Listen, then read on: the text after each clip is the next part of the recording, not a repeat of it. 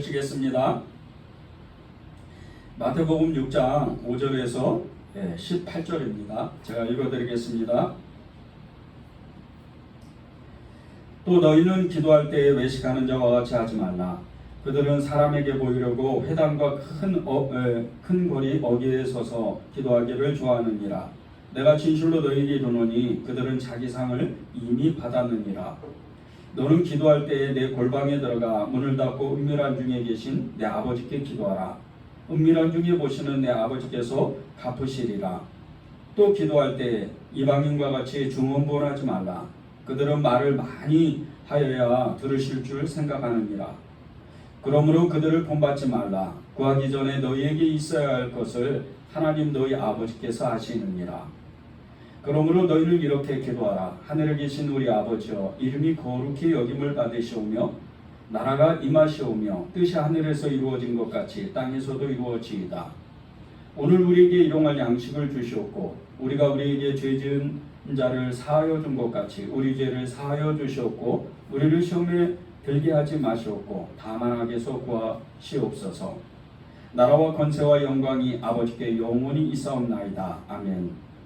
너희가 사람의 잘못을 용서하면 너희 하늘아버지께서도 너희 잘못을 용서하시려니와 너희가 사람의 잘못을 용서하지 아니하면 너희 아버지께서도 너희 잘못을 용서하지 아니하시리라. 금식할 때에 너희는 외식하는 자들과 같이 슬픈 기색을 보이지 말라.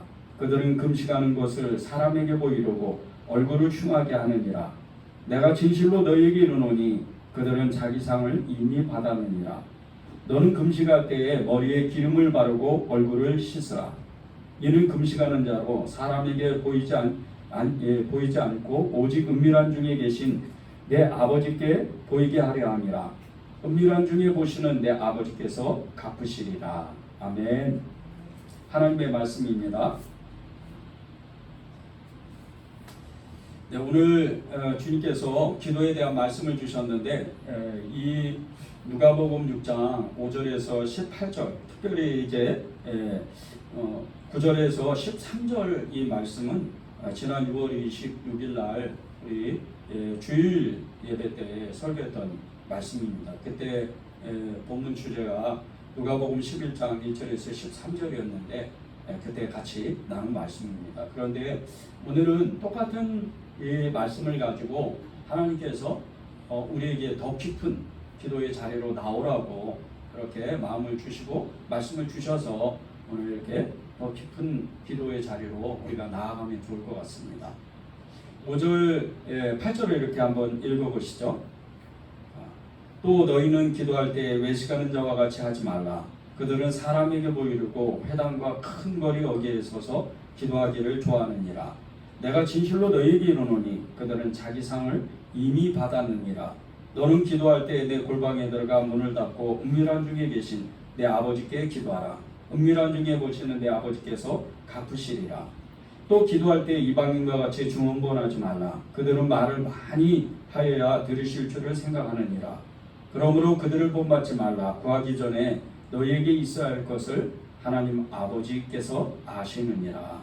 아멘. 오늘 5절에 이렇게 끝부분에 보면 그들은 자기 상을 이미 받았다고 이렇게 이야기를 합니다. 이 외식하는 사람들 누구죠? 제사장과 바리새인들이죠. 이 외식하는 사람들, 이 사람들은 사람들 앞에 많은 존경을 받고 많은 칭찬을 기도를 너무 잘하니까 칭찬을 받았는데 예수님은 이런 사람들을 보고 이미 그들은 자기 상을 다 받았다 이렇게 표현을 합니다. 오늘 말씀이 이 5절에서 그리고 18절에 이렇게 끝에 계속 맥을 이어가는 것이 이 외식하는 사람들 그리고 또 올바른 기도에 대해서 이렇게 말씀을 하십니다. 그런데 외식하는 기도는 이미 그 기도의 그 응답을 다 받았다는 거예요. 그런데 그 응답이 좋은 응답이라기보다는 좋지 않는 응답으로 그렇게 나타난 거죠. 예수님께서 제자들에게 이 기도를 가르치시면서 누가복음에서는 이 누가복음 11장에서는 제자들이 예수님을 찾아와서 예수님 저희들에게 기도를 가르쳐 주십시오. 요한의 제자들은 요한에게 기도를 배웠습니다. 이렇게 요청을 해서 이 하나님이 주의 기도문을 가르쳐 주셨습니다. 그런데 이 마태복음에서는 예수님께서 그냥 바로 제자들에게 기도를 가르쳐 주십니다. 그런데 기도를 가르쳐 주시기 전에 이 외식하는 사람들, 바리새인과 이 특별히 제사장들의 그 기도를 배우지 마라. 그들의 기도를 정말 따라하지 마라. 이렇게 말씀을 하시는 겁니다. 이 유대인들의 이 기도, 특별히 바리새인들의 기도는 사실 굉장히 강한 기도라고 할 수가 있습니다. 그들은 기도의 전문가죠. 예수님이 오시기 이전에는 이들은 정말 기도하면 이 바리새인들, 이 사두개인들, 제사장들이 정말 기도를 잘했습니다. 그들의 신명기 6장 4절에서 5절 말씀을 붙잡고 그렇게 계속 이 하나님을 사랑하자고, 하나님의 뜻을 구하자고 그렇게 계속 백성들을 가르치고 그들 스스로 기도를 했던 겁니다. 신명기 6장 4절 5절에 보면요, 이스라엘아 들으라, 우리 하나님 여호와는 오직 유일한 여호와이시니 너는 마음을 다하고 뜻을 다하고 힘을 다하여 내 하나님 여호와를 사랑하라. 이렇게 말씀했습니다. 하나님을 사랑하자. 얼마나 강력한 기도예요. 그 무엇보다도 가장 강력한 기도가 하나님을 마음을 다하고 뜻을 다하고 성품을 다해서 그렇게 사랑하자. 이런 기도보다 더 강한 기도는 없을 거예요. 하나님을 찾고 하나님의 뜻을 구하고 또 그분의 그 이름을 위해서 그분의 이름을 부르면서 계속 그렇게 하나님을 찾는 이 기도, 얼마나 강력한 기도겠어요.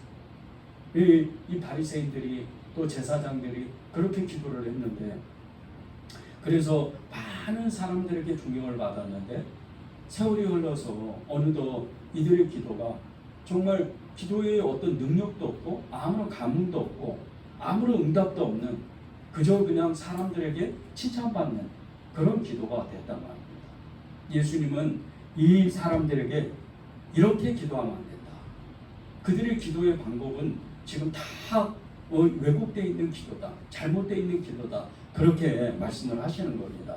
이들의 기도는 사람들 앞에, 많은 군중들 앞에서 높이 서가지고 이 신명기 6장 4절 5절 이스라엘아 들으라 이러면서 계속해서 마음을 다하고 뜻을 다하고 성품을 다해서 주 너희 하나님을 사랑하라, 이 기도를 하는데, 이제 이들이 유대인들의 전통에 의해서 계속 이 기도만 하다 보니까 다른 어떤 기도를 하지 못하고 이들은 계속해서 신명기 6장 4절 5절을 1년이고 2년이고 10년이고 계속 기도하는 거예요. 그러니까 하나님이 그 마음의 중심 가운데는 하나님을 사랑하지도 않으면서 사람들 앞에서 외식하는 그 외치면서 큰 소리로 기도하는 그 기도가 잘못됐다는 거죠. 그래서 예수님이 이 제자들에게 이런 외식하는 기도를 조심해라, 그렇게 말씀을 하신 겁니다. 우리도 기도할 때 이 바리새인과 같이 외식하는 기도가 되면 안 됩니다. 사람들 앞에서 정말 이렇게 무엇을 보이려고, 또 어떤 내가 믿음이 좋고 또 어떤 것을 내가 기도를 잘한다는 것을 보여주는 것, 이것은 사실 하나님이 받을 수가 없는 기도입니다. 어떤 사람은 하나님의 말씀을 알지 못하고 기도하는 방법을 모르기 때문에 그냥 그저 끙끙 앓는 그런 기도도 있습니다. 그런데 그것이 진실하고 그 마음 가운데 하나님을 향한 갈망이 있고 예수님을 그렇게 사랑하는 마음이라면 그 기도조차도, 그 신음소리조차도 하나님은 받으신다. 그 기도가 오히려 더 강력한 기도가 될 수도 있습니다. 물론 이제 계속 그런 기도를 하면 안 되겠죠. 그렇지만 기도를 잘 모르는 사람이 처음 기도할 때는 어쩔 수 없이 그런 기도를 할 수밖에 없다는 거예요. 기도를 잘하는 사람, 기도의 훈련이 잘 돼 있는 사람, 말씀을 잘 아는 사람의 기도는요, 이런 기도를 하는 거예요. 하나님 앞에 진심으로 다른 사람을 위해서, 교회를 위해서 기도를 해야 돼요. 그 기도는 외식하는 기도가 아니고 하나님 앞에 간절한 마음으로 하나님 우리 교회를 축복하여 주시고 또 아무개 집사님, 아무개 성도님, 아무개 또 권사님을 축복하여 주십시오 하면서 간절한 마음으로 말씀을 붙잡고 다른 사람을 위하는 기도. 이 기도는 강력한 기도예요. 그런데 마치 하나님의 나라를 위해서 정말 이렇게 파노라마처럼 어떤 영화의 장면처럼 그렇게 그냥 미사국어를 써서 또 하나님의 말씀을 이렇게 나타내면서 기도하는데 정작 그 마음 가운데는 하나님이 안 계시고 하나님이 일하실 수 없다면 그 기도는 허공에 뜨는 기도, 허공에다 외치는 기도, 그런 기도밖에 안 된다는 거죠. 여러분이 이 외식하는 기도, 똑같은 일을 해도 똑같은 기도를 해도 예수님이 빠져있는 기도, 예수님이 중심이 되지 않는 기도, 예수님이 인도하시지 않는 기도는 차라리 안 하는 게 더 낫다는 거죠. 직장에서도 마찬가지고 가정에서도 마찬가지입니다. 직장을 어떤 분은 직장을 위해서 기도하고 또 어떤 분은 직장을 구하기 위해서 기도하고 직장의 어떤 사람과 관계를 풀기 위해서 기도하고 가정에서도 이제 믿지 않는 부모님과 형제들을 위해서 기도하고 가정의 어떤 재정적인 문제 또 어떤 영적인 문제들 이 가정의 문제들을 위해서 기도할 때 그 마음에 예수님이 중심이 되지 않고 예수님이 인도하시는 기도가 되지 않는다면 똑같은 기도라도 주님이 인도하시는 기도, 내가 하는 기도가 완전히 다르다는 거예요. 외식하는 기도는 다른 게 아닙니다.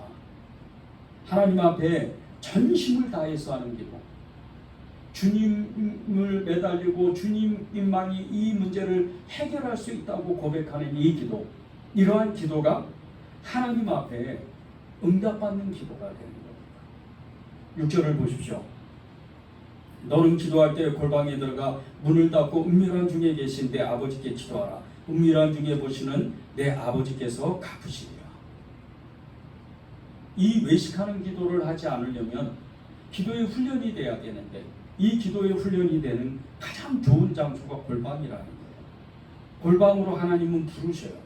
답답한 일이 있으세요? 속상한 일이 있으세요? 어떤 간절한 기도 제목이 있으세요? 골방으로 들어가세요. 하나님 골방에서 기다리세요.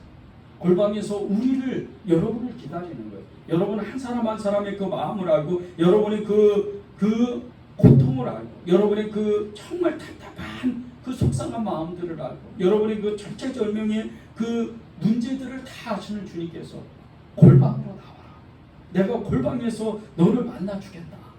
그리고 골방에서 기다리시니 그 골방으로 들어가면 정말 하나님께서 여러분의 그 모든 것을 들어주시는 거예요.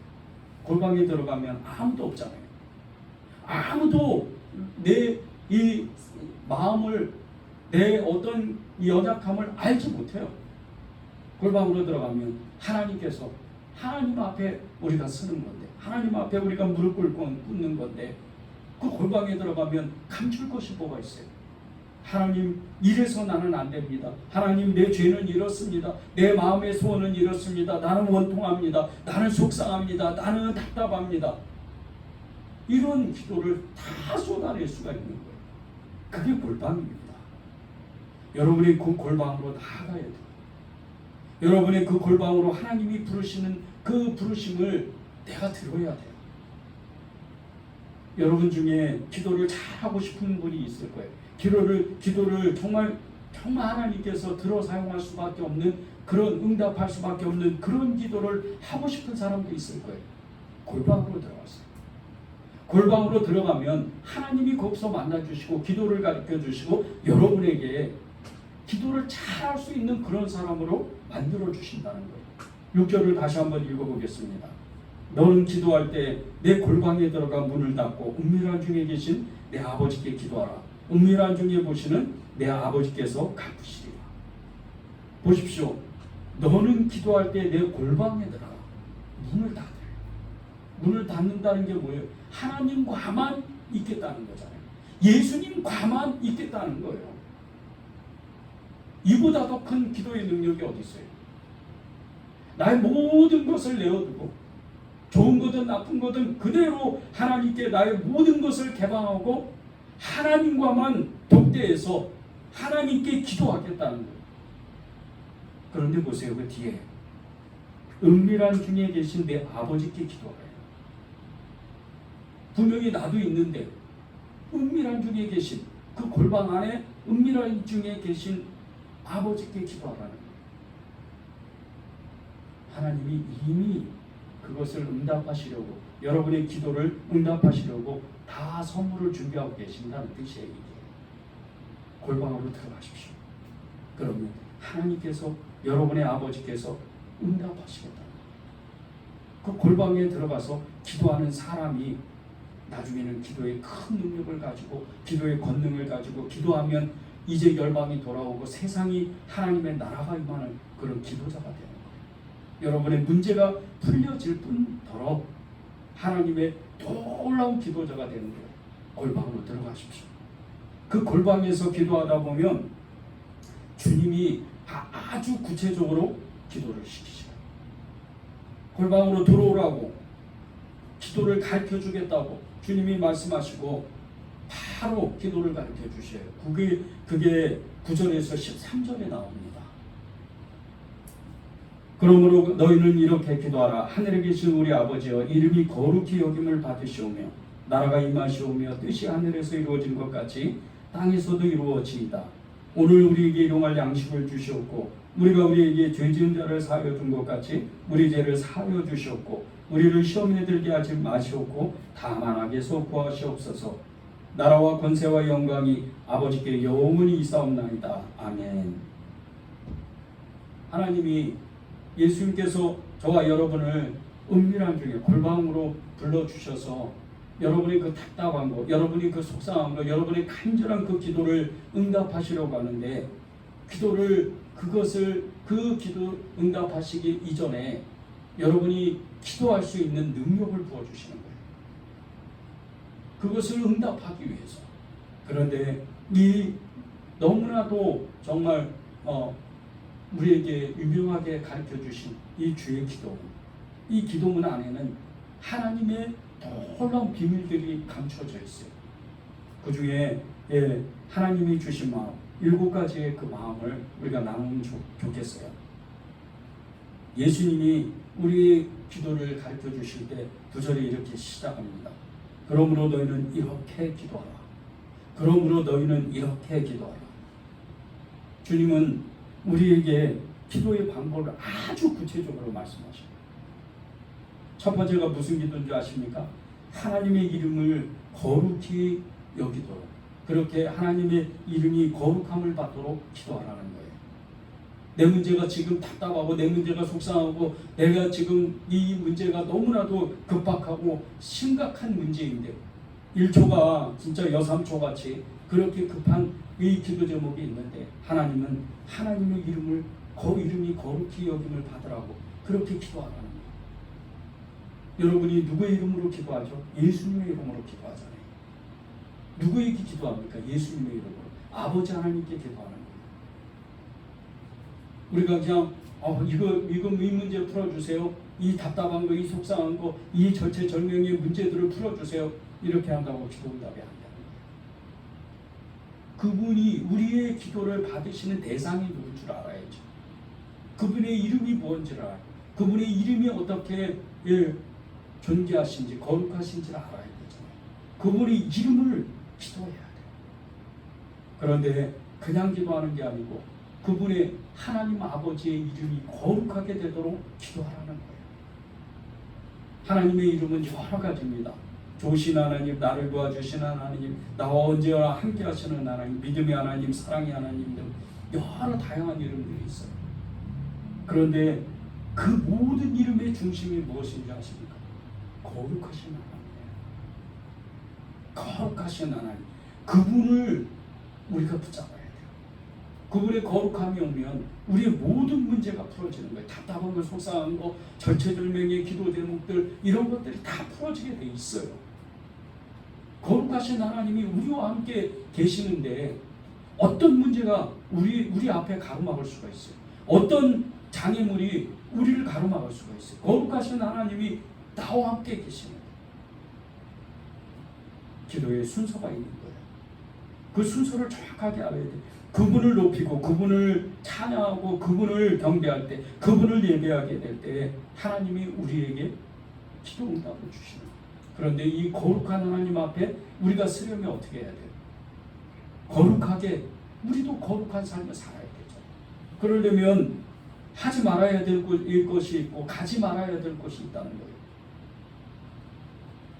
가지 말아야 될 곳을 가.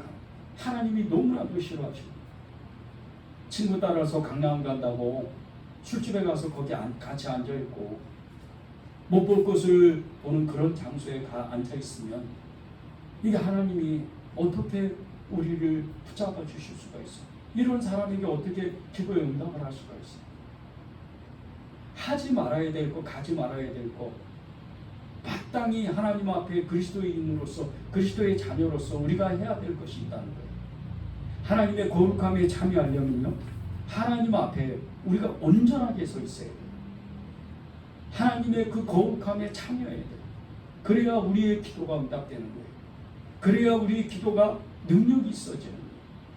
속상한 거, 답답한 거, 정말 진짜 참 이 시간이 아니면 응답될 수 없는 너무나 급한 이런 기도 제목들, 그것이 응답되려면 주님의 거룩함에 우리도 그 옆에 서서 주님과 함께 나아가서 문제야 물러가라, 문제야 해결되라, 이렇게 선포를 해야죠.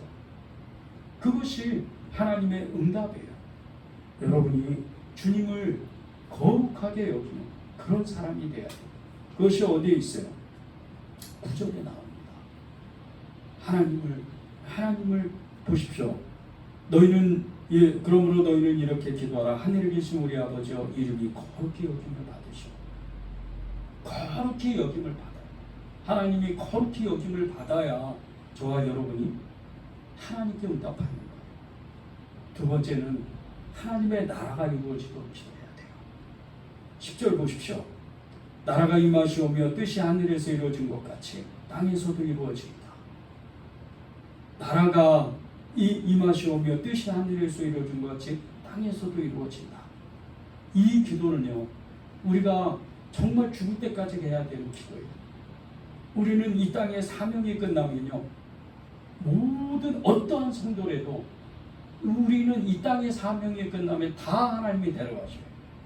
나이가 많든 적든 아무 관계없어요. 사명 끝나면 바로 예수님이 우리를 데려가셔요. 그 사명이 뭔지 아십니까? 선교와 전도와 부재예요. 이 세 가지가 끝나면 다 끝나는 거예요. 우리의 사명은 선교예요. 우리의 사명은 전도입니다. 우리의 사명은 가난한 연약한 사람들 도와주는 거예요. 그 사명이 끝나면 하나님은 우리를 천국으로 바로 인도하셔요. 하나님이 여러분에게 하나님의 나라가 이루어지도록 왜 기도케 하시는 줄 아세요? 여러분의 문제가 절박하고 답답하고 속상하고 그런 문제가 있지만 그 문제를 앞서서 하나님의 나라가 여러분의 심령 가운데, 마음 가운데 임하게 되고 완성된다면 여러분이 여러분의 안에 계신 예수님으로 말미암아서 나사렛 예수 그리스도의 이름으로, 예수 그리스도의 이름으로 명하노니 나의 모든 문제가 물러가고 떠나갈지어다, 해결될지어다. 이렇게 되면요, 완전히 해결돼요. 왜 그런 줄 아세요? 여러분 안에 하나님의 나라가 이루어졌기 때문에, 하나님의 나라가 이루어졌기 때문에 그 어떤 장애물도, 그 어떤 문제도 여러분 안에 있을 수가 없어요. 예수님의 이름으로 그 모든 것이 능히 뛰어넘고 능히 해결되고 능히 응답되게 될 수밖에 없는 거예요. 하나님의 나라가 이루어졌기 때문에. 오늘 10절에 보세요. 하늘에서 뜻이 이루어진 것 같이 땅에서도 이루어지다. 하늘이 어디예요? 하나님의 나라잖아요. 그 천국에서는 그 응답될 수 없는 문제들이 하나도 없다는 거예요.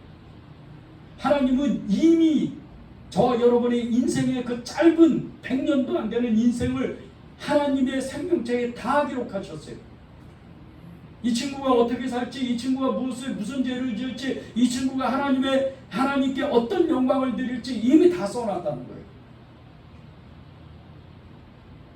그러면 하늘에서 뜻이 이루어진 것이 이 땅 가운데 이루어질지어다. 주님의 나라가 여러분의 심령 가운데 이미 이루어졌다면 그러면 모든 문제를 해결돼야 되잖아요.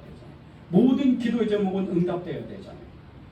주님이 골방에서 우리에게 기도를 가르쳐 주시는 건 다른 게 아니에요. 첫 번째는 거룩하죠. 거룩한 하나님의 이름을 높여야 돼요. 그리고 우리는 거룩하게 살아야 돼요. 두 번째는 하나님의 나라, 그의 나라가 우리의 심령 가운데 우리를 통해서 교회를 통해서 세상 가운데 이루어져야 된다는 거예요. 그러면 여러분의 기도는 응답될 수밖에 없어요.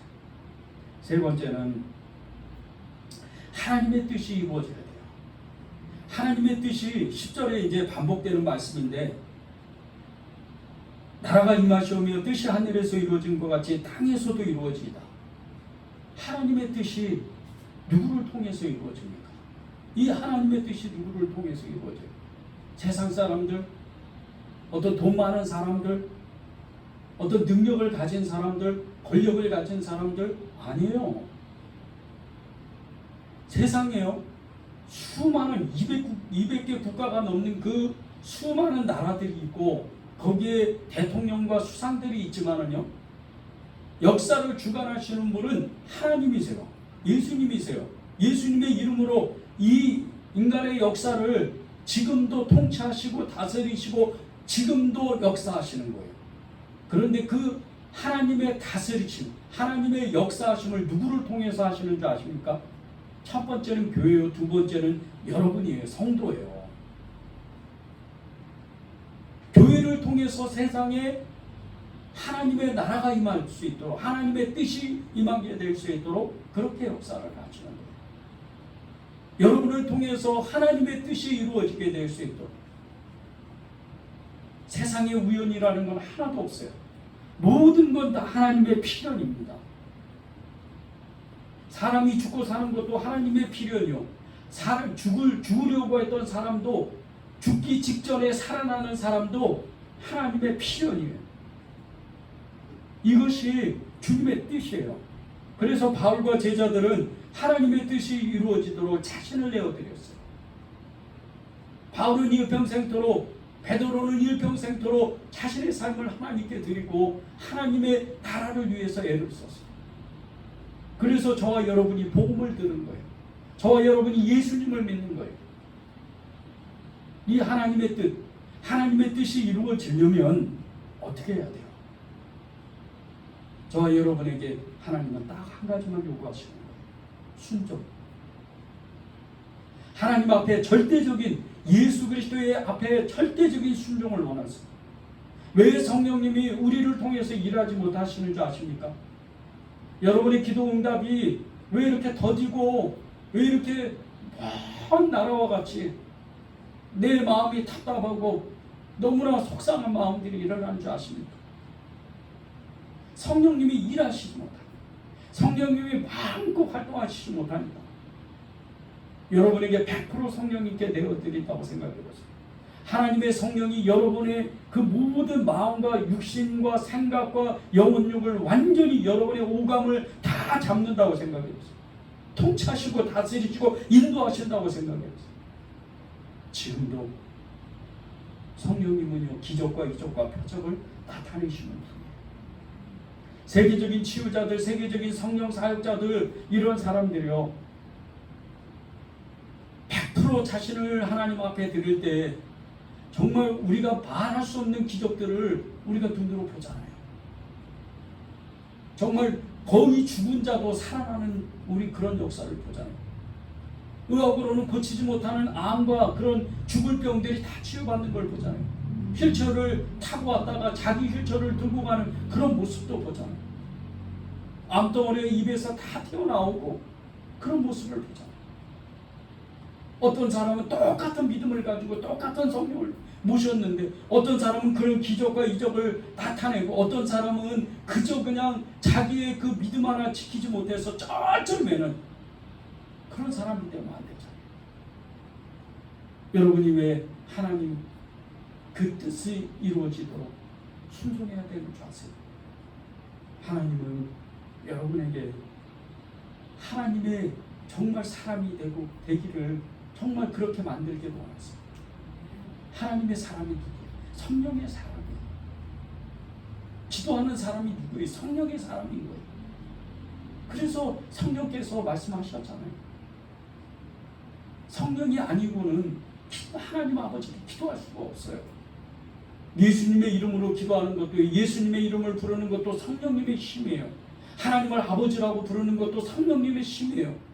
성령님을 의지해서 기도하게 될 때 하나님의 뜻이 이루어지는 거예요.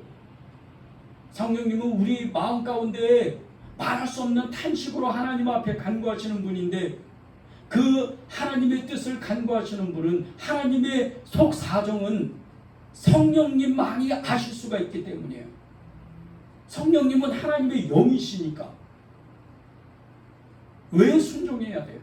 왜 하나님의 뜻에 순종해야 돼요? 성령님이 일하실 수 있도록 우리를 내어드려야 되니까. 여러분이 그런 순종의 사람이 되기를 바랍니다. 네 번째는 먹고 사는 문제를 위해서 정말 이것을 해결받도록 간절히 구해야 돼요. 11절을 보세요. 오늘 우리에게 일용할 양식을 주시옵고, 오늘 우리에게 일용할 양식을 달라고 하나님 앞에 기도하는 거예요. 오늘 우리에게 일용할 양식을 주세요. 여러분이 정말 간절한 마음으로 이 기도를 합니까? 그런데 왜 염려하고 근심하고 두려워하죠? 왜 우리는 먹고 사는 문제에 근심 걱정이 그렇게 많죠? 무엇을 먹을까? 무엇을 입을까? 어디에서 살까? 무슨 직장을 가질까? 왜 우리는 걱정하죠? 믿음이 없는 거예요. 이렇게 기도 한번 한다고, 오늘 우리에게 일용할 양식을 주십시오, 이렇게 기도 한번 한다고 일용할 양식이 오나? 믿음이 돼야 될 거 아니에요. 하나님이 들어서 그래 내가 응답해 줄게, 오늘뿐이 아니고 내일도 모레도 아니 평생토록 내가 응답해 줄게, 이렇게 말씀하시지 않을까요? 우리는요, 주님이 우리에게 가르쳐 주시는 이 기도, 외식하지 않고 정말 응답받는 기도, 능력의 기도, 권능의 기도를 하려면 믿음의 기도가 필요한 거예요. 하나님은 믿음의 기도를 하기를 원하세요. 야고보 사도도 믿음의 기도는 역사함이 크다, 그렇게 말씀했어요. 그런데 우리는 그 기도를 하죠. 하나님이 믿음의 사람들을 어떻게 해요? 마가복음 16장 16절에서 18절에도 보면요, 거기에도 엄청난 그 믿음의 사람이 나오잖아요. 믿는 자들의 이런 표적이 따르니 저가 내 이름으로 귀신을 쫓아내며 뱀을 집어올리며 무슨 독을 마실지라도 해를 받지 아니하며 병든 자에게 손을 얹은즉 나으리라. 이 말씀을 우리가 들을 때, 우리가 읽을 때 우리 심령이 막 떨려야 돼요. 왜? 우리는 기도자니까. 우리는 믿음의 사람이니까. 그렇지요, 주님.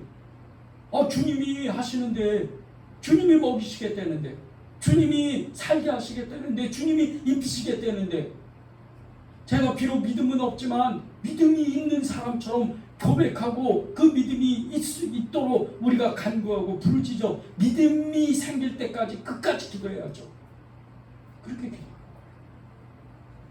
거예요. 여러분이 하나님 앞에 기도할 때, 주님, 저 먹고 사는 문제 그냥 오늘 1년 몇 달 이렇게 사는 게 아니고 평생의 나를 도록 근심 걱정 없고 완전히 주님 앞에 맡기는, 완전히 주님께 내어드리는, 정말 맡기고 사는 그런 믿음의 삶이 되기를 원합니다. 이 땅에서 절대 굶어 죽지 않도록, 절대 곤란을 겪지 않도록 그렇게 살게 원합니다.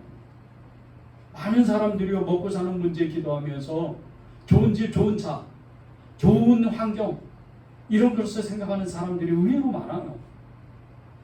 그런데 보세요, 없는 것을 그냥 만족하면서 사는 사람들, 1년에 옷 2벌 가지고 3벌 가지고 몇 벌 가지고 그렇게 그냥 1년을 지내는 사람들, 비록 사람들이 보기에는 좀 초라해 보이고 연약해 보이는 것 같지만 하나님은 그렇게 안 했어요.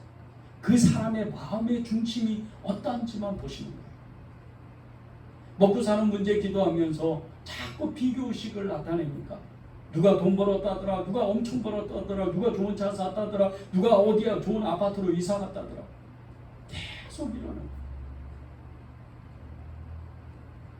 믿음의 기도는요, 그런 기도가 아니에요. 주님, 일용할 양식을 주시옵소서. 그러면 있는 곳에 만족하게 됩니다. 여러분이 이 기도를 배워야 돼요. 네 번째는요, 다섯 번째는 다른 사람을 용서할 수 있는 능력이 생기도록 기도해야 돼요. 12절을 보겠습니다.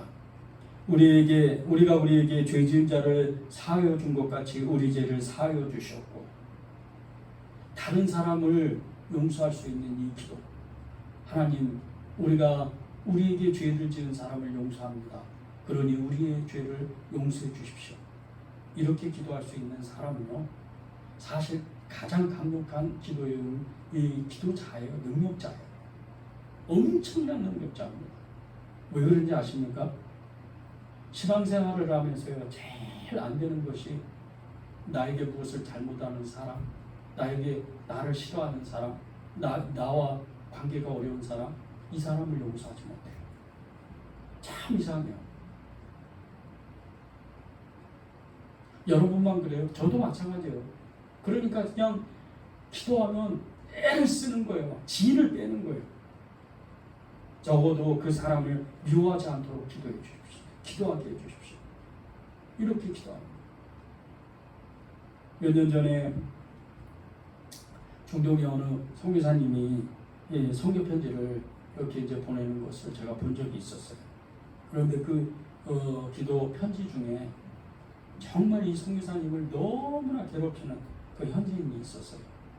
그런데다가 또 그냥 돈으로도 엄청나게 손해를 끼치고 재정으로 그냥 큰 타격을 받고 정말 말할 수 없는 그냥 너무나 분이 나는 거예요. 그러면서 이제 선교 편지를 보내왔는데 이렇게 여러 내용 중에 사랑할 수는 없어도 미워하지 않는 능력이 있으면 좋겠다. 그렇게 기도 부탁을 하는 선교사님이 있잖아요. 죽음의 사선 앞에서 정말 오늘 순교할지 내일 순교할지 모르는 이 선교사님이 간절한 마음으로 기도 부탁하는 것이 죽음이 두려운 것이 아니고 사람을 미워할까 봐 그게 부탁을 하는 거예요. 우리 똑같아요. 우리에게 용서의 능력이 있어야 돼요. 우리에게 용서할 수 있는 능력이 있어야 기도가 강력해지는 거예요. 그래서 주님이 말씀하셨잖아요. 두 사람이 길을 가는데 돈 문제 때문에 싸우는 거예요. 그래서 한 사람이 이 돈 빌려준 사람이 이 관공서에 경찰서에 고발을 해버려요. 그럼 경찰들은 어떻게 해요? 관원들은 잡아오는 거죠. 그래서 그 돈을 한 푼이라도 갖기 전에는 절대 못 나가요. 그래서 경찰서에 가기 전에 너희가 화해하고 용서해라. 그리고 이 돈을 갚아주라는 거예요. 똑같아요. 그래도 여러분 정말 관계 때문에 어려운 사람이 있습니까? 누구를 용서하지 못하고 아직도 내 마음에 걸림이 있는 사람이 있으세요? 빨리 화해해야 돼요. 빨리 용서해야 돼요. 그래야 여러분의 기도가 응답되는 거예요. 그래야 여러분의 기도가 능력이 되는 거예요. 스데반 집사님 보세요. 이 스데반 집사님 자기에게 돌을 던지는 이 수많은 군중들을 향해서 너무나 거룩한 기도를 하잖아요. 주님이 가르쳐 주신 이 기도를 그대로 하잖아요. 주님, 저들을 용서해 주십시오. 이 위대한 기도예요. 여러분도 그런 기도의 능력을 받아야 돼요. 여러분이 그 기도의 능력을 받으려면 이제부터 내가 어떠한 사람, 내가 지금 용서하지 못한 나하고 관계가 어려운 사람, 그 사람을 용서하기로 결단하십시오. 그러면 여러분의 기도는 능력이 돼요. 여섯 번째는 시험에 들지 않도록 기도해야 돼요. 13절입니다.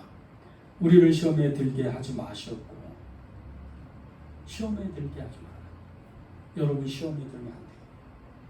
시험을 누가 합니까? 마귀가 해요. 하나님은 여러분을 시험하시잖아요.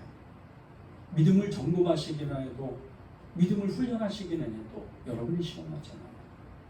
여러분이 넘어지도록 하나님은 절대 그런 분이 아니에요. 그런데 마귀는 우는 사자와 같이, 할 수만 있다면 우는 사자와 같이 두루 삼킬 자를 찾아다녀요. 그것도 성도들, 믿음이 있는 성도들 말입니다. 여러분 아니에요? 여러분을 하나님은 지켜주시려고 하지만 마귀는 여러분을 무너뜨리려고 해요. 환경으로, 사람으로 계속해서 시험합니다. 그 시험을 통과해야 돼요. 그 시험을 이겨야 돼요. 사람이 그냥 살 수는 없어요. 인간은 계속해서 희노애락이 올 수밖에 없어요. 여러분이 평안히 산다, 여러분이 안전하게 그냥 아무 일 없이 그냥 살아간다, 그거는 예수 믿는 게 아니에요. 예수님을 믿는 사람은요, 첫 번째 세상의 적이 돼요. 그 세상의 적이 뭡니까? 세상을 움직이는 그 존재가 마귀예요. 마귀가 여러분을 노려보고 있어요. 마귀가 여러분을 공격하려고 해요. 처음에는 아주 작은 것, 그것으로 공격하다가 나중에는 큰 어떤 것으로 공격을 하게 돼요. 이것도 견딜 수 있어, 이것도 견딜 수 있어, 이것도 견딜 수 있어, 이러면서 막 찾아오는 거예요. 사람으로 어려울 수도 있어요. 직장 상사가 나를 괴롭힐 수도 있고, 거래처의 어떤 사장이 거래처의 어떤 사람들이 괴롭힐 수도 있고, 갑질할 수도 있고, 환경이 나를 어렵게 할 수도 있어요. 돈 문제 때문에, 가정 문제 때문에, 믿지 않는 형제들과 부모님들 때문에 괴로움을 당할 수도 있어요. 이 모든 것이 나를 시험하는 거예요. 근데 이것을 내가 통과하지 않는다면, 내가 이기지 못한다면 어떻게 기도가 되겠어요? 그런 시험이 올 때마다 계속해서 나는 넘어지는 거예요. 계속해서 나는 계속 그냥 정말 짜그라지고 찌그러지는 거예요. 그냥. 예수님도 시험을 받으셨잖아요. 마태복음 4장에 보면요, 예수님께서 이 마귀가 예수님을 시험하는데 그 명예와 믿음에 대해서 시험을 해요. 그러면서 이렇게 마태복음 4장 3절에서 6절에 이렇게 얘기를 해요. 내가 만일 하나님의 아들이거든. 네가 만약 하나님의 아들이면 정말 이 모든 시험을 능히 이길 수 있을 거야. 이렇게 아예 그냥 작정하고 시험을 하잖아요. 하나님 말씀을 가지고, 하나님의 기적을 가지고 시험을 하잖아요. 3번씩이나. 그런데 예수님은 어떻게 해요? 그것을 믿음으로, 말씀으로, 그리고 예수님의 이름으로 하나님 아버지를 힘입어서 이기잖아요. 우리도 똑같은 거예요. 세상 시험 중에서요, 우리를 유혹하는 게 너무나 많아요. 어려움도 있지만 좋은 것도 많아요. 보암직도 하고 먹음직도 하고 이런 것들이 너무 많이 있는 거예요. 요즘 같으면 어때요? 요즘에요, 진짜 집값이 천정부지로 막 뛰는 거예요. 그래서 막 그냥 여러 신도시를 여기 이 개발하든지 아니면 이 도시마다 조금 낙후된 이런 지역을 재개발해요. 그러니까 아파트가 많이 생기는 거예요. 집값이 엄청 뛰어오르는데 어느 특정 지역에는요, 제가 며칠 전에 뉴스를 보니까 저 세종시 어딘가 거기에 25가구를 이렇게 모집을 하는데 무려 거의 5만 명이 넘는. 그래서 뭐 거기에 뭐 이렇게 뭐 만점 당첨자가 있었다고, 그런 사람이 나왔다고 하더라고요. 그런데 그런 데는 한 번 당첨이 되면 보통 시세 차익이 10억 가까이가 된다고 하더라고요. 한 탕주이죠, 한 탕주. 세상 사람들이 온갖 거기에 관심이 쏠져 있어요. 요즘은 또 뭐 비트코인이니 뭐니 막 어떤 투자니 막 엄청나잖아요. 그런데 세상 사람들은 물론이고요, 성도들 안에도 이런 사람들이 있다. 어려운 시험만 시험이 아니에요. 보암직도 하고 먹음직도 하는 이런 정말 너무나 좋은 어떤 그런 모습으로 포장돼 가지고 이렇게 찾아오는 유혹이 너무 많아요. 그런 유혹에 빠지게 되잖아요. 그러면 어떻게 되는 줄 아십니까? 첫 번째가 하나님을 자꾸 하나님을 잊어버리는 거예요. 관심이 그런 데가 있어요. 그래서 온갖 그런 정보를 찾아다니고 그러다 보니까 주일에 앉아서 예배를 드리는데 찬송하고 말씀 듣고 기도하는데도 똑같이 하는 것 같은데 그 정신은 온전히 다 거기가 있는 거예요. 예배가 아니죠. 다 마음이 빼앗겨 버려요. 여러분이 시험에 들지 않도록 왜 기도 예배인 줄 아십니까? 여러분이 그 세상 가운데 휘둘리지 않도록 이 세상에 그 어떠한 일이 있어도 나는 하나님만 사랑한다. 나는 예수님의 사람이다. 이것을 붙잡기 위해서요. 그리고 여러분의 기도가 더욱더 능력이 될 수 있도록 그 기도의 능력이 나타날 수 있도록 시험을 이길 수 있도록 여러분이 기도해야 된다는 거예요. 7번째는요. 악에서 지켜달라고 기도하는 거예요. 13절입니다. 우리를 시험에 들게 하지 마시옵고 다만 악에서 구하시옵소서. 악에서 구해달라고 기도해야 돼요. 여러분은 어떻게 보면요. 정말 이 세상 가운데 하나님이 하늘나라에서 천국에서 여러분을 탁 찍어가지고 이 땅에 정말 이 광야와 같은 이 정말 소돔과 고모라와 같은 이 땅에 여러분을 진짜 낙하산으로 영적인 낙하산으로 여러분을 이 땅에 던진 거예요. 그러면 여러분은 하늘 이 천국 백성의 이 하나님의 군대의 특공대처럼 여러분이 이 땅에 심겨진 거예요. 세상은 악으로 창궐해 있어요. 이 땅은 마귀에게 허락한 땅이에요. 그 악한 이 세상, 미디어니, 문화니, 그리고 정치니, 경제니, 사회니, 돈이니 이런 것들로 온갖 포장이 돼 있어서 여러분을 눌려버리려고 해요. 지금 이 세상에 가장 큰 신이 누구예요? 우리는 하나님이지만 세상에서 가장 큰 신, 마호메트, 그리고 부처, 어떤 이런 큰 어떤 신들, 요즘은 신흥 종교도 많더라고요. 아니요. 만몬이에요, 만몬. 돈입니다. 돈이 세상을 움직이는 시대가 됐어요. 여러분이 정확해야 돼요. 악에서 구해 주십시오. 악에서 저를 지켜 주십시오. 이 악한 세상 가운데 제 심령이, 제 육신이 눌리지 않도록, 휩쓸려 가지 않도록 하나님 저를 지켜 주십시오. 이렇게 기도해야 돼요. 주님께서 제자들에게요, 이 기도를 가르쳐 주실 때 정말 골방에 들어가서 기도해라. 너는 정말 이 기도를, 주님이 가르쳐 주시는 이 기도를 이렇게 기도해라. 이 기도를 잘 따라가야 돼요. 그래야 여러분이 정말 하나님의 그 군대가 되고 정말 기도하는 능력자가 될 수 있는 거예요. 주님이 이 기도를 가르쳐 주셔서 가르쳐 주시고 어떻게 해요? 제일 먼저 나오는 게요. 이 기도를 배운 사람, 제일 먼저 기도를 안 사람이 제일 먼저 나오는 게 처음 주님이 알려주신 그 외식하는 기도.